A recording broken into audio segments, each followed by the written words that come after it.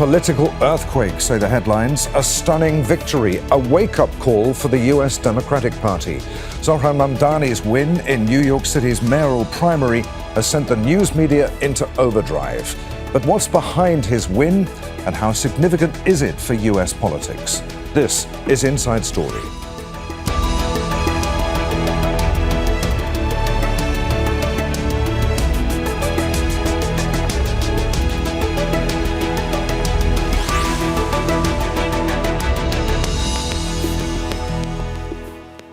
Hello, welcome to the program. I'm Adrian. Finighan. Zohran Mamdani's win to become the Democratic Party's candidate for New York mayor has rocked US politics. Mamdani ran a campaign aimed at young people who've been alienated by the older party establishment, pushing on issues like the cost of living and the challenges of daily life, such as housing, public transport and healthcare. Bypassing traditional big-money platforms like TV ads, he used the internet to beat Andrew Cuomo, a former New York governor and Democratic heavyweight backed by billionaires. International issues were central in his campaign too, such as Israel's war on Gaza, warning that if he's elected, Israeli Prime Minister Benjamin Netanyahu could face arrest if he visits New York. President Donald Trump greeted the result with a torrent of personal insults. So why did Mamdani win? How significant is his victory?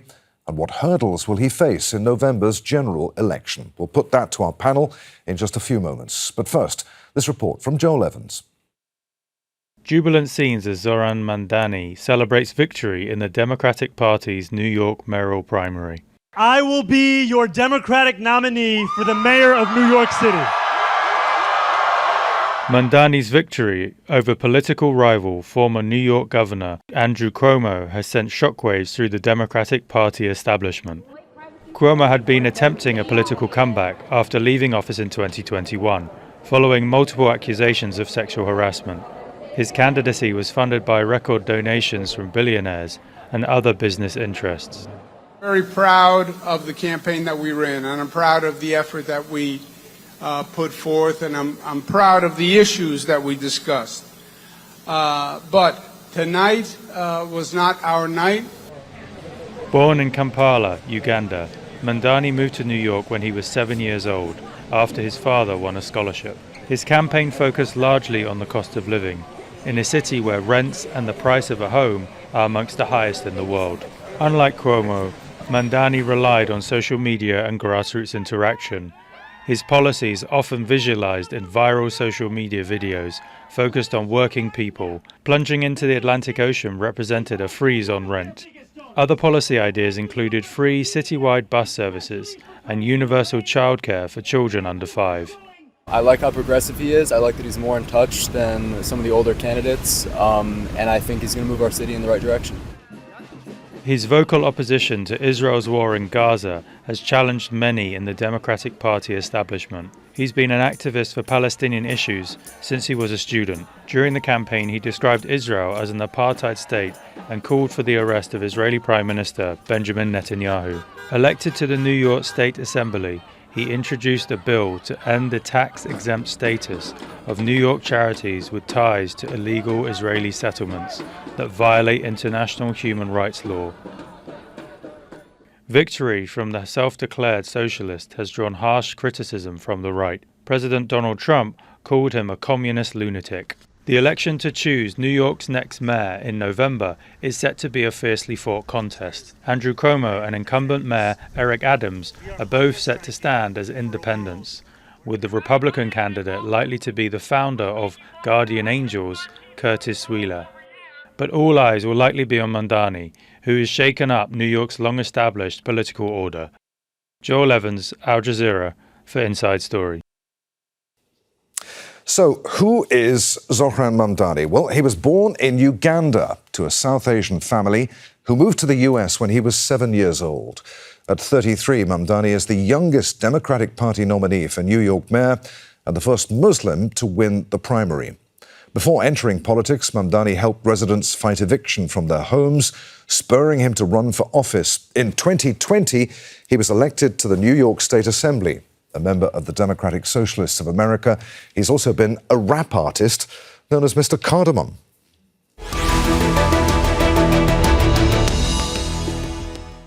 Let's bring in our guests. They're all joining us from the United States. From New York, we're joined by Linda Sarsour, Palestinian American activist and political strategist. From Washington, D.C., we're joined by Joi Chaney, a Democratic political strategist, and also in New York, Omar Rahman, the political analyst and fellow at the Middle East Council on Global Affairs. A warm welcome to you all. Omar, I'm going to start with you.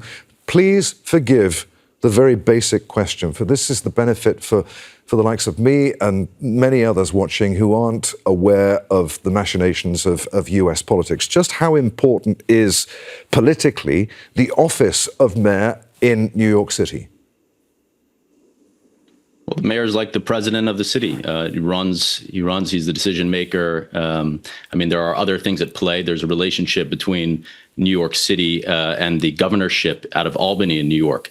But he has a tremendous influence over the day-to-day lives of close to 9 million people. So yes, it's a very important position, much more than, let's say, the significance of, and this is all to respect to, AOC or Rashida Tlaib, who represent hundreds of thousands of people in their congressional districts. But Mamdani, if he is elected as the mayor, will represent close to 9 million people. Linda, is Mamdani just a flash in the pan, a TikTok savant, as the New York Times called him, someone who ran a very savvy social media campaign and brought out the youth vote?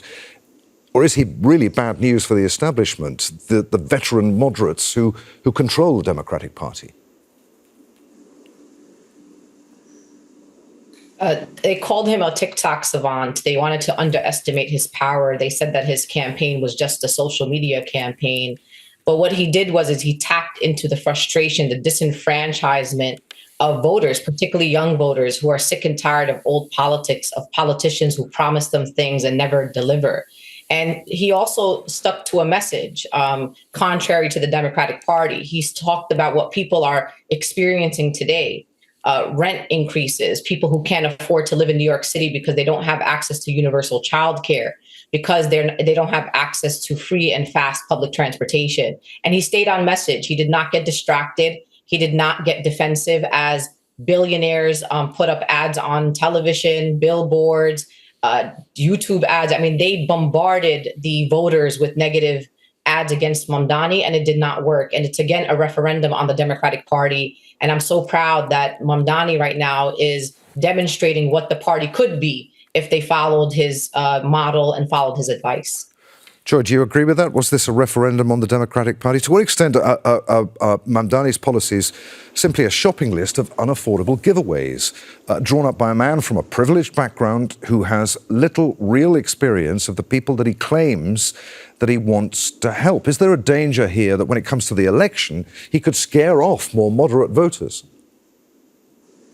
Well, first of all, I agree with Linda completely. He is not a TikTok anomaly, no more than Donald Trump is.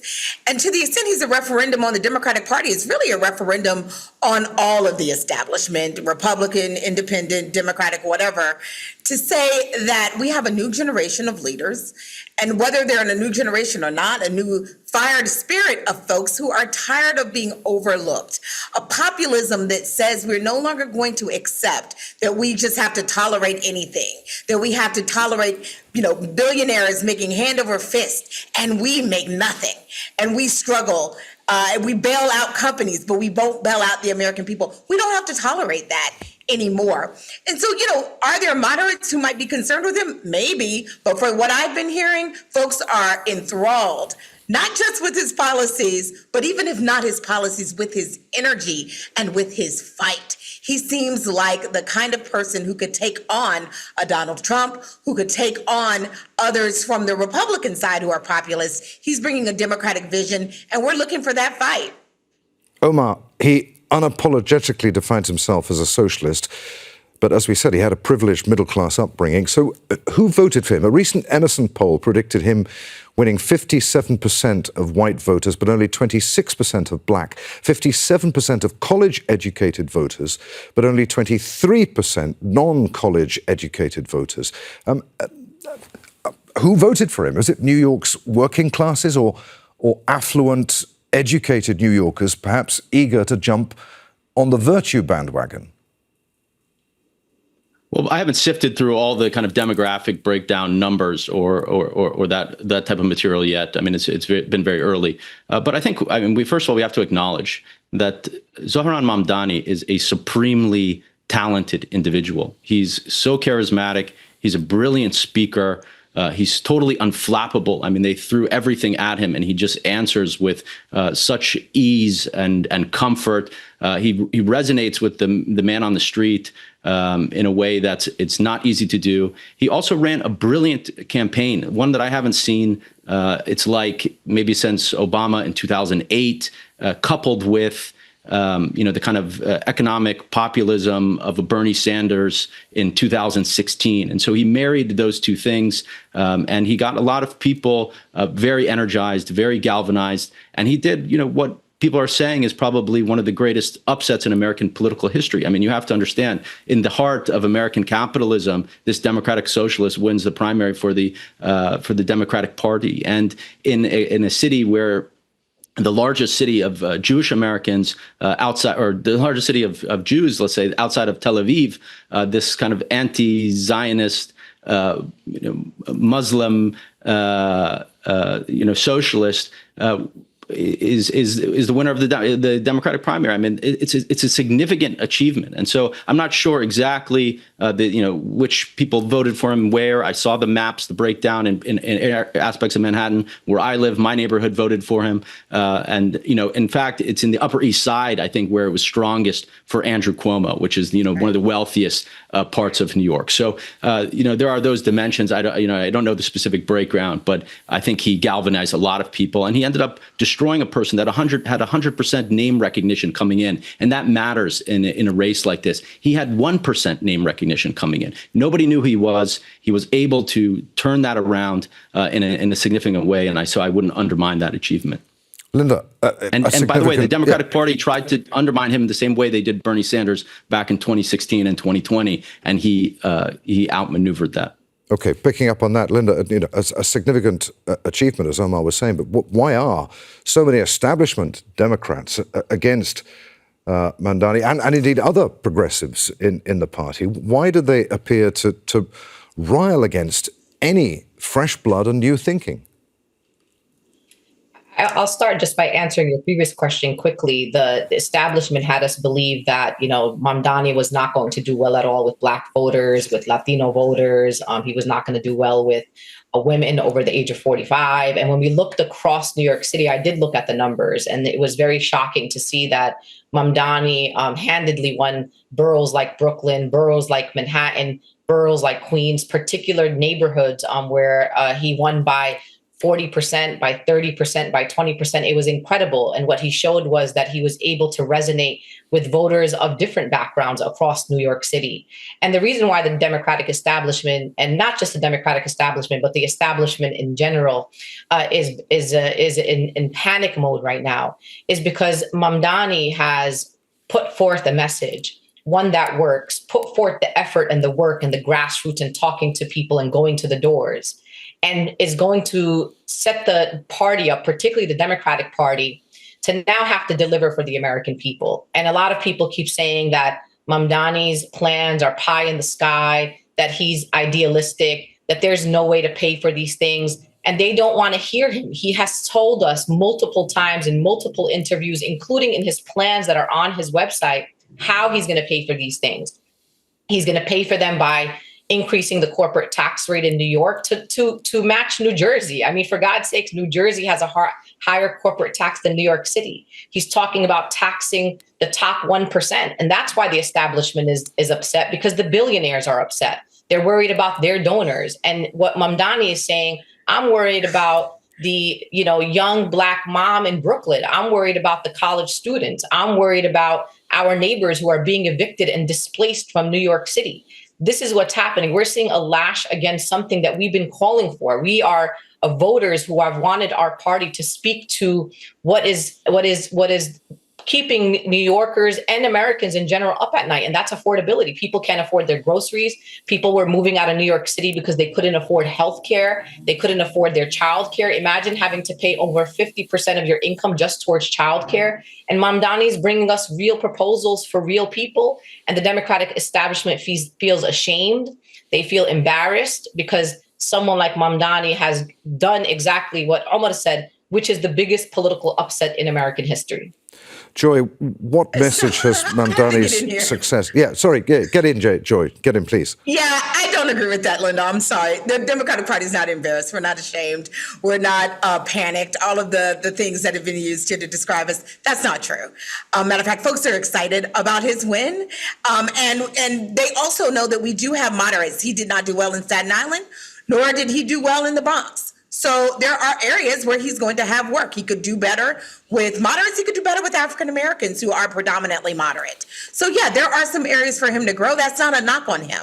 The Democratic Party is not a monolith. And so yeah, everyone matters, right? You need all votes. And just like we need progressive votes to win, you need moderate votes to win. And you might even need a few Republican votes to win. We need a person like him who's a brilliant strategist, a brilliant politician who speaks to issues that are across the board. So I don't want to let us speak for him. He's done a better job than any of us could do here, bringing people together, saying that these are issues that transcend economic class, that we want a different spirit, a different energy, and a different fight in the Democratic Party, and that's what will be needed to represent the people of New York. But this is not necessarily translatable to every district, but what is translatable is you have to run the race that is going to win your primary, and then you have to moderate in whatever way you need to in order to win the general. Politics is about addition, and now he's going to add. Joi, will Mamdani's campaign strategy work outside of New York? What do Democrats nationwide have to learn from his campaign as they struggle, as they're currently doing, to articulate a coherent and united response to Donald Trump and his agenda? Well, I think what we learn is you have to speak eloquently, but also authentically. He sounds like a normal person, like a man on the street, like a woman on the street, like someone that, is at home and talking, dealing with kitchen table issues, and also responding to things on TV in a way that is logical. When he disagrees about something, when his view is unpopular, he still offers his view. He still offers that view. He's not afraid. Democrats cannot come and lead from a position of fear about what someone is or is not going to say about us. Republicans are going to say outrageous things. They're going to lie. They're going to make it up anyway. So you just have to be your authentic self, and people respond to that. We may hate Donald Trump, may not like him, may disagree with him. But what is fundamentally true is that he is authentic to his voters and in their voice. He's lying to them, but he's authentic. We have the benefit of not lying to people and also being authentic. And I think that will resonate. People are looking for an authentic fighter. And I think Mr. Mamdani is that. Well, I'll get to you in just a moment. But first, I want to give Linda the right to reply there. Yeah, I just want to say that I don't agree. I think that those who are now excited were not excited before. And in fact, they used their time to underestimate, undermine, and criticize Mamdani. And then when he won resoundingly, it was us New York Democrats that demonstrated what this party truly needs. And yes, of course, Mamdani didn't get to everybody because he also didn't have $25 million in PAC money. And most of what he did was walk the streets of New York City, of talking to voters and staying authentic to his message.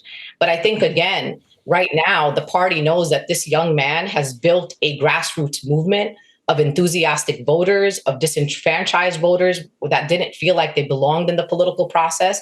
And so we, the voters, are the ones that have not only excited the quote Democratic establishment, but sent them a message that this is what we want and this is why these voters voted. And I think what Mamdani is going to do in a general election is that his message is universal. It's not a Democratic message. It's not a Republican message. It's not a moderate message. His message is saying, you all deserve universal child care. You all deserve access to affordable housing. Everyone who lives in rent-stabilized apartments deserves that their rent to be frozen. So his message, again, is universal, and it's one that the party, particularly the Democratic Party, hasn't figured out. And so he's using a populist message and understanding that all New Yorkers, regardless if we don't agree on a foreign policy issue, maybe we don't agree on the details of a plan, but you know what? I want to live, I'm a born and raised New Yorker. I want to be able to stay and raise my family here and raise my grandchildren here. And I guess what? I have a neighbor who's a Trump supporter. And guess what? He still also wants to live in New York City, and he wants to be able to raise his grandchildren too. So again, as we get into the general election, I hope that more New Yorkers give Mamdani a chance, because he's not even someone who's super loyal to the Democratic Party. He's a Democratic socialist. Omar, do you agree with that Mamdani's message is universal? What message does his success in the New York mayoral primary send to voters in other parts of the country, to middle America in particular, to blue-collar workers in the Rust Belt who in recent years have begun to turn away from the Democratic Party towards the Republicans? I agree with almost everything Linda said. I mean, the word universal I wouldn't use, because that means for everybody. And there are a certain segment of this country and of the Democratic Party that that it doesn't resonate with. And that's the kind of donor class. And this establishment, the establishment of this party, has prioritized its donors over the public and what resonates with them. And that's why they lost in 2016, because they anointed Hillary Clinton, even though she was unpopular. They lost to Trump in that election and took it away from Bernie Sanders. And they lost in 2024 because they anointed Kamala Harris instead of giving it back to the people to choose their candidate. And they took the message of 2020 and the victory of Joe Biden as, oh, the pendulum swung back to the center. And I think that was the wrong message, because what happened in 2020 is the American public was rocked by the coronavirus pandemic, and they were unsatisfied with Donald Trump's response. And so, they gravitated towards the alternative in that election, but Joe Biden himself was not popular at all, and so I think they've not listened to their party, and many people are telling them after the last election that what you need to do is have a message of economic populism, of meeting the needs of the American people, the demands for change, and so Mamdani's coming with that type of message, and it is resonating, and you can see that, and so are people going to listen nationwide? I don't think it's for every single district in the country. Some need a more centrist point of view, some need a more progressive point of view. But on net, I think this is what the American people, they want change. They don't want the old guard of the party. And Mamdani is a reflection, I think, of where the voters are, not where the Democratic Party establishment is. Okay, Joi, picking up on what you were saying, President Trump wasted no time in laying into Mamdani, calling him a 100% communist lunatic. To what extent could he become an electoral liability to Democrats, with every single Republican portraying him, as I'm sure they will, as the bogeyman? Well, the one thing all Democrats, no matter what end of the party they fall on, can agree with is that they're not listening to Donald Trump. Matter of fact, the more he attacks Mr. Mamdani, the better he will appear and he will look. The more attractive he will look. Donald Trump is a pariah within the Democratic Party and, frankly, in some parts of the Republican Party. So thanks for him. I hope he keeps talking. Frankly, he and his leaders in his administration, including at the highest echelons, they frankly seem racist, bigoted. And they are reminding people of just how horrible they are. So keep talking. If we're talking about him, we're not talking about the Democratic Party and the things that divide us. He is a unifier. So I thank him. Linda, we talked about the issues that excited voters, the reasons why they voted for him in the primary. I wonder if Israel's war on Gaza and the US's support for Israel played any role in his success in the primary.